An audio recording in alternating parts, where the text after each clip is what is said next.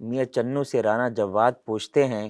کہ کیا وضو کے نوافل ادا کرنا واجب ہیں؟ وضو کے نوافل کب اور کیسے ادا کرنے چاہیے؟ وضو کے نوافل کی فضیلت بتائیں۔ بسم اللہ الرحمن الرحیم۔ دیکھیں، واجب اس امر کو کہا جاتا ہے کہ جس کے بارے میں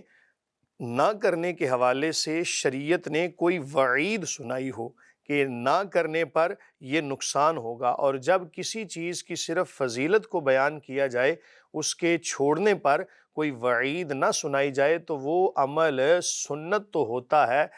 نفل اس کو کہہ سکتے ہیں، واجب اس کو نہیں کہا جا سکتا۔ اور رہی بات یہ کہ کب اور کیسے ادا کرنے ہیں، جب بھی آپ نے پاکیزگی حاصل کی، اس کے بعد شکرانے کے طور پر جو آپ نے نفل ادا کیے ان کو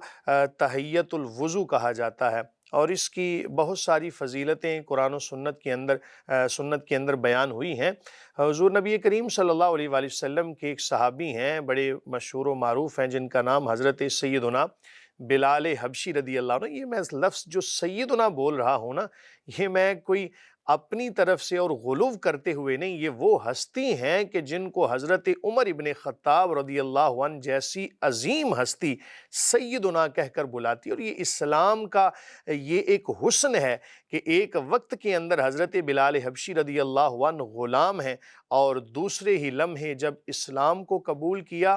تو اللہ تعالیٰ نے کیا شان عطا فرمائی کہ بڑے بڑے جو سردار تھے وہ بھی حضرت بلال حبشی رضی اللہ عنہ کو سیدنا کہہ کر بلاتے تھے۔ تو حضرت بلال حبشی رضی اللہ عنہ، آپ کے حوالے سے آتا ہے کہ کریم آقا علیہ الصلوۃ والسلام جب شب معراج آسمان پہ تشریف فرما ہوئے، واپس تشریف لائے، تو آپ نے حضرت بلال حبشی رضی اللہ عنہ سے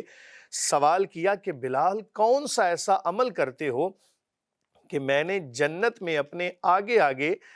تمہارے قدموں کی آواز سنی ہے؟ حضرت بلال حبشی رضی اللہ عنہ عرض کرتے ہیں، یا رسول اللہ صلی اللہ علیہ، کوئی بھی ایسا عمل تو نہیں کہ جو آپ سے پوشیدہ ہو، ہاں ایک عمل ایسا ہے کہ جس پر میں مواظبت کرتا ہوں، ہمیشگی کرتا ہوں، کہ جب بھی میں وضو کرتا ہوں، پاکیزگی حاصل کرتا ہوں، غسل کرتا ہوں، تو شکرانے کے طور پر میں کم از کم 2 نفل ضرور ادا کرتا ہوں، اور اس کا نام تحیت الوضو ہے۔ کریم آقا علیہ الصلوۃ والسلام فرمانے لگے کہ بلال، یہی وہ عمل ہے کہ جس کی وجہ سے میں نے اپنے آگے آگے جنت کے اندر تمہارے قدموں کی آہٹ سنی ہے۔ اب دیکھیں، محبوب اور محب ایسا ہونا چاہیے کہ قدموں کی آہٹ سے اندازہ لگا لے کہ قدموں کی آواز ہے کس کی۔ حالانکہ آپ دیکھیں کہ کسی کے چلنے سے جو آواز پیدا ہوتی ہے وہ تو تقریباً ایک جیسی ہوتی ہے، ملتی جلتی ہوتی ہے، لیکن نبی کریم صلی اللہ علیہ وآلہ وسلم آپ نے حضرت بلال حبشی رضی اللہ عنہ کے قدموں کی آہٹ کو بھی پہچانا، اور یہ آپ نے ارشاد فرمایا کہ یہ بلال کے قدموں کی آواز ہے۔ سبحان اللہ۔ اور یہ بھی مسئلہ عرض کر دوں کہ اس کا مطلب ہرگز یہ نہیں بنتا کہ حضرت بلال حبشی رضی اللہ عنہ کی شان نبی کریم صلی اللہ علیہ وآلہ وسلم سے زیادہ ہوگی، بلکہ جس سواری کے اوپر نبی کریم صلی اللہ علیہ وآلہ وسلم سوار ہوں گے، اس سواری کی جو مہار ہوگی، لگام ہوگی، وہ حضرت بلال رضی اللہ عنہ نے پکڑی ہوگی، اور وہ نبی کریم صلی اللہ علیہ وسلم کے ساتھ جنت میں داخل ہوں گے۔ ایک اور مسئلہ بھی عرض کر دوں کہ اس کی فضیلت کے حوالے سے دیکھیں، جہاں تک ہے کہ کب کب ادا کرنے ہیں، تو جب بھی آپ کو موقع ملے، زندگی میں ایک بار بھی کر سکتے ہیں، اور اگر زیادہ فضیلت حاصل کرنا چاہتے ہیں تو جب بھی وضو کریں تب ادا کر لیں۔ اگر زندگی میں کبھی کبھار بھی آپ نے اس عمل کو کر لیا تو ہم اللہ تعالیٰ کی رحمت سے یہی امید رکھتے ہیں کہ اللہ تعالیٰ ہمیں اتنا ہی ثواب عطا فرمائے گا۔ اور